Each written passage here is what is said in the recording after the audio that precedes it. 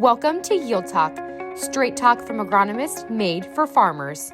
Today, we're joined by Mr. Dale Stouffer, agricultural chemical representative for Bayer, for this week's Yield Talk conversation, and we are so grateful for your time. Dale, I've noticed over the last several weeks that there have been a lot of sprayers running across fields, even though there aren't any crops out there. Tell us what farmers are doing this time of year. Well, the process this time of year is laying down burn down for in preparation for next year. So they're using usually Roundup and 2,4-D or other products to the residuals to get their fields clean and dry in preparation for the spring. And there's a lot of winter annuals and other weeds that can come over the winter, and what they're doing is laying down the chemistry to keep the field clean as they start next spring.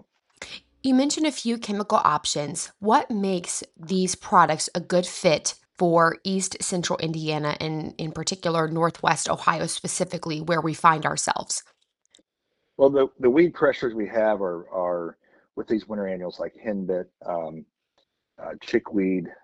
There's some grass that's annuals that comes up in the spring, but really we're trying to keep things clean of having that chickweed and purple dead nettle and henbit.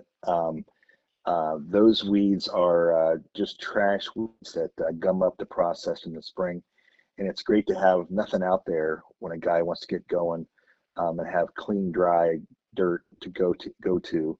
So that's what we're doing. We're stopping all that stuff from coming through the winter. Absolutely. And at what point is it considered too late to do a spray for a fall burn down?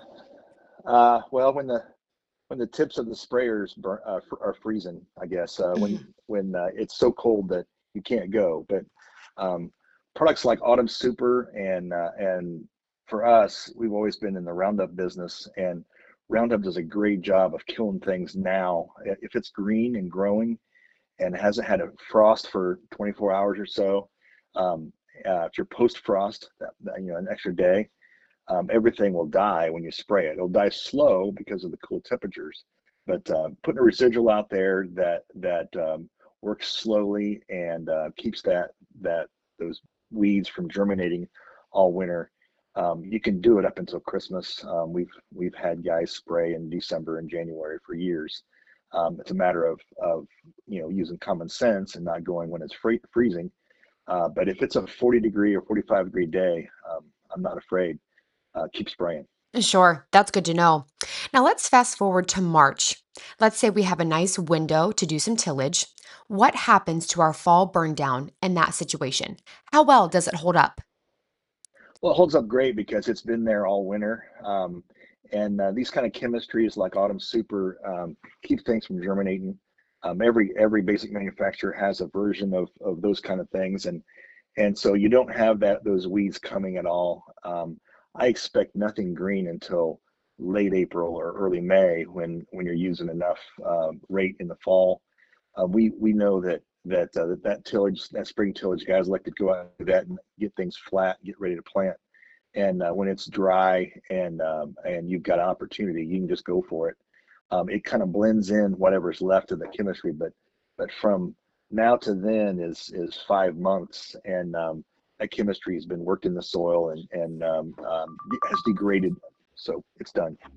Okay. Done its job. One more question, if I may. Would you be willing to touch on limitations to crop rotation?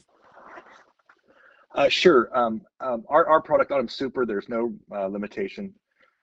It's a combination of two Group Twos, and those two Group Twos are at rates that degrade and get away and get into down into the soil profile, and so you can plant either beans or corn the next year.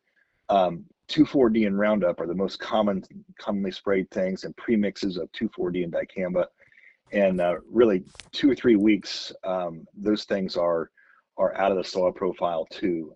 So they've done their job, and the plant has been stopped. And with Roundup, of course, it's in the plant within a few minutes, and it's not detectable even a day or two later. So those things get away pretty fast. There's other products out there. There's PPOs like Valor and Authority, and other branded stuff like that, that there's a little more restriction to the crop rotation, but always reading follow label instructions and those kind of things.